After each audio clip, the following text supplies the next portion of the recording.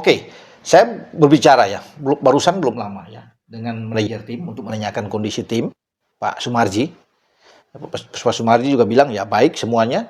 Tadi malam tuh berangkat ya semua dari Bangkok menuju ke eh, Chiang Mai karena Indonesia akan main pertama dengan Filipina di Stadion University of Chiang Mai. Ya, teman-teman. Nah, yang menarik, yang ditunggu-tunggu oleh teman-teman semua, apakah sudah tiba 4 pemain ini yang ambil yang abroad bermain di luar? Ya, ada Ivar Jenner sebagai kapten ke-11, Marcelino, kemudian Mauro Silvestre dan Dion Marks. Ya, karena kita tahu Ivar bermain di Jong Utrecht, Lino bermain di AS Transit, pinjam dari Oxford, Liga Slovakia ini, Mauro Silvestre di Volendam, di Eredivisie di atas, dan Dion Marks di Top Os. Ya, jadi kabar yang baru sampai ya untuk hari ini masuk, Mauro Silvestre, striker yang sudah mencetak gol di debut dia di Pakansari menghadapi Mali yang berakhir 2-2 itu, dan Mauro bisa dengan sukacita sangat gembira sekali untuk mencetak gol pertama, dia sudah tiba. Jadi dari Bangkok, Mauro itu langsung bergabung saat ini tiba di Chiang Mai. Kabar bagus, kabar baik, bahwa kita sudah punya striker nomor 9 yang bergabung dengan tim Garuda Muda kita di SEA Games. Kemudian Dion Marks juga sudah ikut bergabung. Karena tadi malam sudah berangkat dari Bangkok menuju ke Chiang Mai. Nah, itu 2 info penting untuk teman-teman semua. Tinggal menunggu Ivar Jenner dan Lino. Yang konon kabarnya akan berangkat sekarang dan diperkirakan paling lambat esok, ya, esok sore itu sudah masuk. Karena saya tanya ke Pak Marji, bagaimana dengan Ivar dan Lino ini? Ya, Pak Marji juga bilang bahwa ditunggu sampai esok sore. Karena itu kabar komunikasi yang terjadi di antara manajemen tentunya dengan pelatih dan manajer tim untuk menanyakan ya mereka benar-benar harus tiba di Thailand.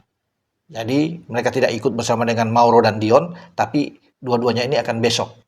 Karena pertandingan kan masih lama. Kalau pertandingan tanggal 8 besok ya oke lah. Cuma kan mereka perlu ikut beradaptasi latihan bersama, apalagi Lino kan yang tidak bergabung sejak main lawan Mali 2 pertandingan di pertandingan uji coba. Sekarang Lino harus ada. Dan kita harus menyambut dengan gembira tentunya karena Lino menjadi bagian terpenting ketika merebut medali emas 2 tahun lalu. Ya, bersama dengan Rizky Ridho saat itu mengalahkan Thailand di final dengan 5-2 dan sekarang Lino kembali ada. Pasti tuan rumah juga kaget karena tadinya kan Lino ketika di awal-awal tuh namanya nggak ada.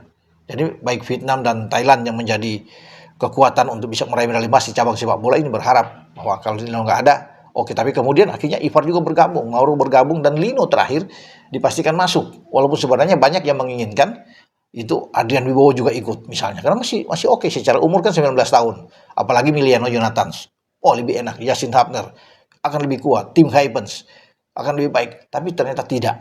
Yang ada cuma 4 tadi awal yang saya bilang ya, Ivar, Lino, Mauro dan Dion.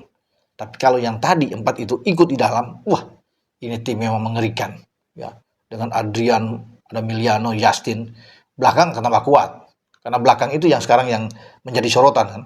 Ketika melawan Mali kemarin, walaupun di pertandingan kedua sudah membaik karena Dion bermain Kadek dan juga dengan Ferrari sebagai 3 di belakang.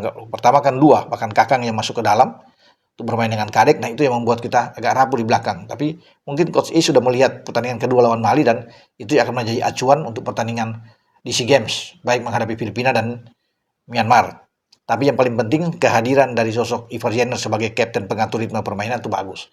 Ketika Ivar datang dan nantinya besok akan bergabung, nah akan disambut dengan baik tentunya oleh semua. Dan pasti Mauro juga tertantang karena Mauro ingin bahwa dia akan mencetak gol dan menjadi top skor di SEA Games. Itu ambisi keinginan dari seorang Mauro Silvestre. Saya pikir oke-oke saja, ya. Ya semoga ketika mereka semua bergabung, ya apa yang diinginkan oleh PSSI bahwa kita bisa ke final, ya jangan bicara perak, ya kita harus bicara emas sekarang. Soal nanti di final ada apapun yang terjadi ya itu urusan belakang, tapi yang pasti target kita harus emas aja. Karena kita kan peraih medali emas. Walaupun Thailand sebagai tuan rumah, tapi kekuatan Thailand itu saya pikir dibanding dengan kedalaman skuad sekarang kita saat ini kita lebih bagus. Namun tidak boleh menganggap enteng juga, menganggap remeh karena Thailand sebagai tuan rumah akan berbeda. Kalau kita fokus, saya kira kita bisa mendapatkan hasil yang baik. Oke, dengan saya Bung Ropan berbicara.